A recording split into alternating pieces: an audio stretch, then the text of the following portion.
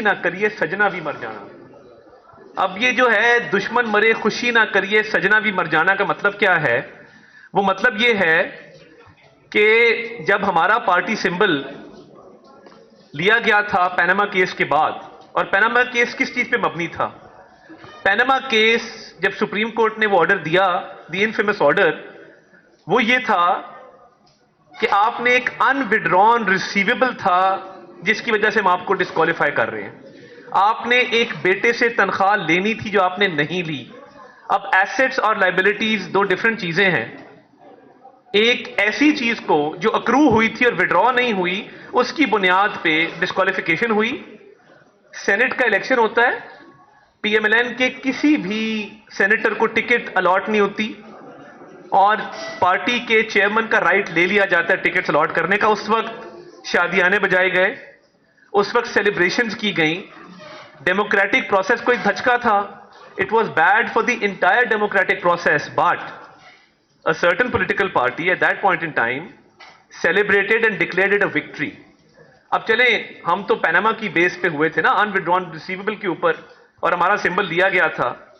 अब प्रॉब्लम यह है कि 2014 में आपने जो मूवमेंट शुरू की और जिन कंधों पे सवार होकर आप आए 2018 के अंदर,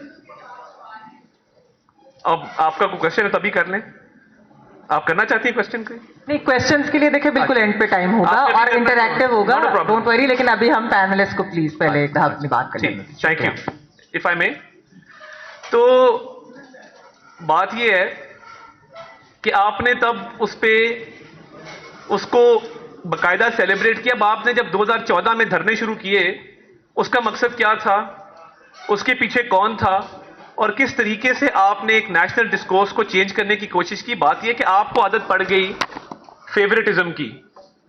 फेवरेटिज्म की इतनी आदत पड़ गई कि आपके साथ बहुत सारे ताकतवर लोग थे उस जमाने के, तो आपने इंट्रा पार्टी इलेक्शंस ठीक नहीं कराए। अब इंट्रा पार्टी इलेक्शंस कराना किसकी जिम्मेदारी है? क्या सुप्रीम कोर्ट को चाहिए कि वो इंट्रा पार्टी इलेक्शंस के हवाले से गाइडलाइंस जारी करे? क्या ये सुप्रीम कोर्ट को चाहिए कि वो आपको बताए कि इंट्रा पार्टी इलेक्शंस के लिए आपका पार्टी का कॉन्स्टिट्यूशन अप्रूव होना चाहिए? आपकी अपनी जो पार्टी का कॉन्स्टिट्यूशन है, हर पार्टी का अपना एक कॉन्स्टिट्यूशन होता है which lays out the procedure for your intra party elections. If you don't have an approved constitution, if you don't conduct your elections as per that constitution, there are rules for every election. आपने अगर election करवाने हैं party के, उसका एक procedure है कि आपने उसकी डेट, टाइम और प्लेस नोटिफाई करनी है। You have to tell everyone, every party member कि जी ये डेट है, ये टाइम है। आप अगर नॉमिनेशन पेपर्स लेना चाहते हैं, पार्टी इलेक्शन में पार्टिसिपेट करना चाहते हैं, तो ये उसके प्रोसीजर्स हैं। अब आपको इतनी आदत पड़ गई कि you always got away with doing the wrong thing कि आपने इंट्रा पार्टी इलेक्शन ठीक नहीं कराए, आपने पार्टी का कॉन्स्टिट्यूशन मंजूर नहीं करवाया। तो मेरी तो इसमें राय यह है कि get your house in order. Supreme court ने किसी रूल के तहत, किसी प्रोसीजर के तहत, किसी न किसी जाब्ते के तहत ऑर्डर दिया ना, तो आप पे इनकम्बेंट था, आपकी रिस्पॉन्सिबिलिटी थी कि आप इंट्रा पार्टी इलेक्शन ठीक कराते, आप अपना कॉन्स्टिट्यूशन अप्रूव कराते। देखें, you have committed a wrong for which you have been penalized. Had you not committed that wrong, तो सिंपल ना लिया जाता। लेकिन सॉरी, इसके अंदर मैं मीर साहब पे आने से पहले आता, सिर्फ मैं एक चीज जरूर कहना चाहूंगी कि इसके ऊपर जो बात हो रही है वो ये है कि इसकी पेनल्टी ये नहीं थी कि आप टेक्निकलिटीज के ऊपर उनसे आप सिंबल वापस ले लें। ये उसी तरह है जिस तरह लाइफ टाइम डिस्क्वालिफिकेशन जो है एक सियासतदान के साथ करना, ये बिल्कुल उसी तरह की चीज हुई है। फंडामेंटल राइट्स की ये खिलाफ है चीज। तो किसी भी सियासतदान को या किसी भी सियासी जमात को क्या इस चीज को सपोर्ट करना चाहिए? वैसे वलीद भी आ गया पीटीआई से, थैंक यू वलीद, प्लीज आप आइए। लेकिन अता में आपसे ये सवाल है मेरा। बात बड़ी सिंपल है कि आपसे एक ब्लंडर हुआ, एक गलती हुई, आपने उसको ठीक करने के लिए क्या किया? आपको पता नहीं था आपका इंटर पार्टी इलेक्शन का केस चल रहा है जब गौहर साहब को आपने चेयरमैन इलेक्ट किया। कल by the way slip of tongue हुआ, उन्होंने कहा पीपल्स पार्टी, वो आदत पड़ी भी ऑब्वियसली, बट बात यह है आपको जब आपको पता था आपका केस चल रहा है, आपको पता था कि पूरी स्क्रूटनी इस चीज की हो रही है, तो जब गौहर साहब का इलेक्शन कंडक्ट करवाया, क्या आप पे ये लाजिम नहीं था कि आप रूल्स पढ़ लेते, आप प्रोसीजर पढ़ लेते और आप वायलेशन की गुंजाइश ना देते? देखें, सुप्रीम कोर्ट को एक क्रेडिट दें कि सोशल मीडिया पे जो भी रेटरिक हो, सुप्रीम कोर्ट की लाइव कवरेज ने बहुत एक्सपोज किया है कि वीक लीगल आर्गुमेंट के साथ जब आप पोडियम पे खड़े होंगे तो आगे से जब सवालों जवाब होंगे और आपके पास जवाब नहीं होगा तो बड़ी एम्बैरेसिंग सिचुएशन है। मैं तो समझता हूं इस मुल्क के बड़े बड़े नामवर लॉयर्स ये लाइव कवरेज की वजह से एक्सपोज हुए, बिकॉज अवाम को वो चीज नजर पहले नहीं आती थी कि कोर्ट रूम के अंदर का क्या माहौल है। एंड आई थिंक कि इनके लीगल पैनल ने they fail to satisfy the bench and they should have done better legally also. ये जो बात हो रही है सारा कुछ, लेकिन इन्होंने कहा कि बहुत सारे वकला जो है वो एक्सपोज हुए। क्या निज़ाम भी एक्सपोज नहीं हुआ इस पूरी चीज़ से जो इस वक्त हो रहे हैं? और जिस तरह हम इलेक्शंस की तरफ बढ़ रहे हैं, महीना भी नहीं रह गया और सिंबल ले लिया गया कल रात को जिस तरीके से, और ओवरऑल जो एक माहौल है। देखिए जी, बहुत बहुत शुक्रिया मुझे यहाँ पे इनवाइट करने का। मेरे ख्याल में रात को जो डिसीजन आया है सुप्रीम कोर्ट का, इट इज़ वेरी ट्रेजिक कि पाकिस्तान की एक बहुत बड़ी सियासी जमात को इलेक्शन प्रोसेस से बाहर कर दिया गया है टेक्निकल ग्राउंड्स पे। गो कि उसमें आप तमाम उनकी टेक्निकल जो शॉर्ट कमिंग्स की थी उनकी बेसिस पे आप प्रूफ कर सकते हैं कि जनाब इनका कसूर था, लेकिन इतनी बड़ी तादाद में करोड़ों वोट जिस पार्टी ने लिए हों उनको इतनी स्पेस भी ना देना कि आप इलेक्शन प्रोसेस में हिस्सा ले सकें, ये एक तो समझ से बाहर है। जजेस ने जो भी किया वो हिस्ट्री विल जज इट, जिस तरह बाकी केसेस में आज हिस्ट्री जज कर रही है बहुत सारे केसेस को, तो इस केस को भी हिस्ट्री जज करेगी। पाकिस्तान पीपल्स पार्टी के चेयरमैन बिलावल भुट्टो जरदारी साहब का पहले दिन से ये स्टैंस रहा है कि पीटीआई को इलेक्शन में हिस्सा लेने की इजाज़त होनी चाहिए। और हम कैंपेन में जब थे तो हमने एक मरतबा भी ये फ़र्ज़ नहीं किया था कि पीटीआई का कैंडिडेट हमारे सामने नहीं होगा। वी वर प्रिपेयर्ड, हम जो कैंडिडेट्स ले रहे थे वो यही सोच के ले रहे थे कि पीटीआई हमारे सामने होगी, और it was not expected as far as I know कि पीपल्स पार्टी में कोई बंदा सोच भी नहीं सकता था कि इतना बड़ा ये अपसेट होगा।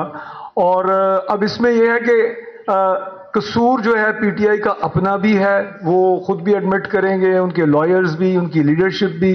जिस तरह तारड़ साहब कह रहे हैं कि उन्हें वो तमाम चीज़ें जो हो रही थी उसको वक्त पे कंट्रोल करना चाहिए था, लेकिन अल्टीमेटली हुआ वो जो आसिफ अली जरदारी साहब हमेशा कहते थे कि इनको गिराने की ज़रूरत नहीं है, ये अपने वज़न से ही गिरेंगे, अपनी बेवकूफ़ियों से ही गिरेंगे।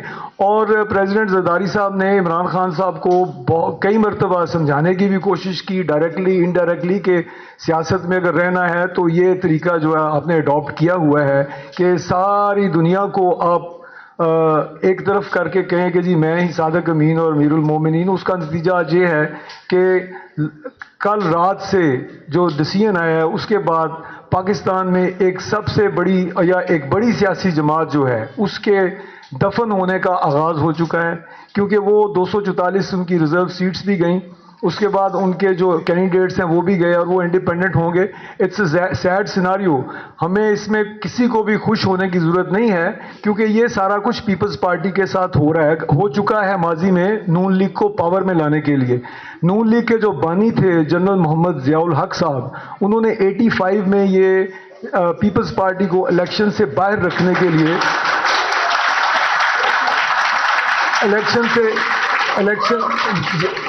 नवाज शरीफ को पावर में लाने के लिए और पीपल्स पार्टी को इलेक्शन से बाहर रखने के लिए गैर जमाती इलेक्शन करवाए, जिसके नतीजे में सरमायादार अरबपति खरबपति जो हैं वो इकट्ठे हुए नून लीग में, और वो एक जमात ज़ियाउल हक ने बनाई। आज भी आप लाहौर में कोई कैंडिडेट उठा लें नून लीग का, कोई भी अरबपति से कम कैंडिडेट नहीं है। और उस वक़्त से लेके आज तक इन्होंने पैसे की सियासत इंट्रोड्यूस करवाई। इंडस्ट्रियलिस्ट इनके कैंडिडेट्स होते हैं, या फिर ये है कि कोई रिटायर्ड जज का बेटा या कोई रिटायर्ड जनरल का बेटा या कोई रिटायर्ड बहुत इन्फ्लुएंशियल फैमिलीज़ के लोग जो हैं वो इसमें पार्टिसिपेट करते हैं नून लीग के इलेक्शंस में। आम आदमी की कोई रिप्रेजेंटेशन नहीं है इस जमात में। और जो उसके बाद आप ये आपका नारा है वोट को इज्जत दो। अब मेरे ख्याल में अब नारा होना चाहिए इनका कि कंधे को इज्जत दो। जिन कंधों पर ये हर दफा सवार होके आते हैं उन कंधों का इस्तेमाल अब बंद होना चाहिए। पाकिस्तान में डेमोक्रेसी को प्रिवेल करना चाहिए। बार बार मुल्क छोड़ के 10-10 साल के लिए बाहर जाना, वहाँ से जेल से निकल के और बाहर लंदन में बैठ के एक प्लान लेके आना, डील करके आना कि जी मुझे आप एयरपोर्ट से भी आपने मुझे अंगूठे लगवाने हैं और उसके बाद आपने मुझे वज़ीर-ए-आज़म हाउस में सीधा लेके जाना है। तो ये सारे प्लान जो हैं, जो प्लान आप बनाते हैं, जिनके कंधों पर सवार होके आते हैं, उनके 50% प्लान फेल होते हैं। तो इंशाअल्लाह ताला ये जो आने वाले इलेक्शन में जो ये समझ रहे हैं कि हमारा प्लान है, साड़ी गल हो गई है, गल अवाम से करनी पड़ती है, गल जो है वो अवाम से करनी पड़ती है और अवाम जो है उनको पता है कि किसकी गल किससे हुई है। हम अवाम के पास जाएंगे और इस मर्तबा जो कंधों पर सवार हैं उनको कंधों से खींच के पटकेंगे नहीं, आराम से नीचे रखेंगे ताकि उन्हें दर्द ना हो। और हम लोग जो हैं वो पाकिस्तान में कंधों की सियासत, मेरी दरख्वास्त होगी नून लीग की लीडरशिप से कि बहुत हो चुकी, बार बार आप कंधों की सियासत जो करते हैं उसको आप बंद कर दें। और आखिर में मैं फुट नोट यही दूंगा, it was a sad decision for me at least. मैं इसको अभी तक डाइजेस्ट नहीं कर सका। Thank you. Just a small response कि डिक्टेटर को डैडी किसने कहा था, पहले डिक्टेटर को, इस मुल्क की तारीख है, ये ना भूला जाए कि डैडी कह के कौन आया था, आगाज किसने किया था।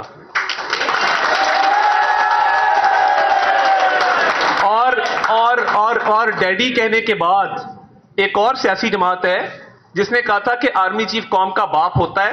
हमने कभी ये बात नहीं। अच्छा Walid, thank you for joining us. ये जो अभी आपके आने से प्लीज खामोशी, आप लोगों को बिल्कुल टाइम मिलेगा और मैं ज्यादा टाइम दूंगी एक्चुअली ऑडियंस को, लेकिन मैं चाहती हूँ कि हमारे पैनलिस्ट एक बात करें। जी मुझे एक कमेंट करना है, वो ये है कि मुझे आपने कहा था कि आपने अपने साथ कोई वर्कर नहीं लाना। बिल्कुल सही। और अता तारड़ साहब एक फौज लेके आए हैं जिसमें के मेरा पीपल्स पार्टी का इस हॉल में एक वर्कर भी नहीं है कोई एक भी नहीं है। ये यहाँ पर नारेबाजी नहीं होगी। Excuse me hello. मुझे अगर कहा जाता कि आप वर्कर लेके आए तो ये बाहर हॉल कम हो जाना था। ये बात सुने। अच्छा आप सीधी, सॉरी प्लीज, यहाँ पे नारेबाजी नहीं होगी। मैं वलीद आपसे पूछना चाहती हूँ, इधर बात ये हो रही है कि excuse me please, no cross talk right now please. आप लोगों को बिल्कुल मौका मिलेगा बाद में सवाल करने का, अभी मत करें। Thank you. वलीद, मेरा आपसे ये सवाल है कि यहाँ पर ये बात हो रही है कि सिंबल वापस ले लिया तो पीटीआई दफन हो जाएगी, अभी ये बात इस तरह की हुई है। आपके ख्याल में पीटीआई के, जाहिर बात है बहुत बड़ा सेटबैक है जो कल रात फैसला आया अदालती, लेकिन पीटीआई का फ्यूचर आपको फिर भी कैसा नज़र आ रहा है? क्या जो इंडिपेंडेंट्स हैं उनके ऊपर पार्टी डिसिप्लिन नहीं लगेगा? कल को इलेक्शनों के बाद क्या वो अपनी लॉयल्टीज चेंज कर सकते हैं? क्योंकि आप तो आर्टिकल 63 है उन पर अप्लाई ही नहीं करता। तो क्या आप इस बारे में कहें?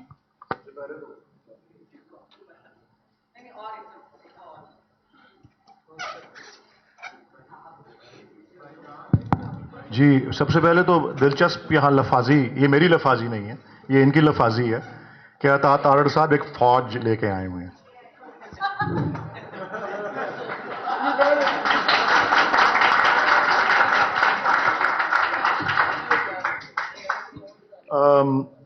देखें जी, पॉलिटिक्स एक लंबी इनिंग्स होती है और पाकिस्तान की तारीख इस बात की गवाह है। पाकिस्तान की तारीख इस बात की गवाह है कि अगर किसी भी पार्टी को, और ख़ासकर एक मकबूल जमात को दफनाने की सो कॉल्ड कोशिश की गई तो वह कभी कामयाब नहीं हुई। तो इंशाल्लाह इस दफ़ा भी वो कामयाब नहीं होगी। शॉर्ट टर्म में शायद कोई किसी के गोल्स अचीव हो जाएं, लेकिन as I said politics is a long innings. तो उसमें किसी की मकबूलियत को, किसी की अपील को, किसी के स्टैंड्स को, किसी के मौक़िफ़ को, किसी की पब्लिक परसेप्शन को, किसी की support among the not just the youth but all the senior citizens and women and the बुजुर्ग्स, उसको कोई भी नहीं मिटा सकता और कोई भी पाश नहीं कर सकता। ये फैसले जो हैं ये आनी जानी चीज़ें हैं। और अभी तारड़ साहब ने सोशल मीडिया रेटोरिक का लफ्ज़ इस्तेमाल किया। मैं तमाम हाजरीन को यहाँ दावत देता हूँ कि आज के किसी भी अखबार को खोल के देख लें, किसी इदारिये को पढ़ लें, ये अब सोशल मीडिया रेटोरिक नहीं है, यह प्रिंट मीडिया है। बल्कि आज नहीं, आज से 2-3 दिन पहले से जो शुरू होती आई बात है इलेक्शन कमीशन के इस फैसले के ऊपर, और उसके बाद फिर पेशावर हाई कोर्ट ने जिस तरह से उसको नल एंड वॉइड किया और जिसकी रीजंस भी दी कि वो इस तफसील में नहीं जा सकता कि एक पार्टी का इंट्रा पार्टी इलेक्शन किस तरह हुआ है।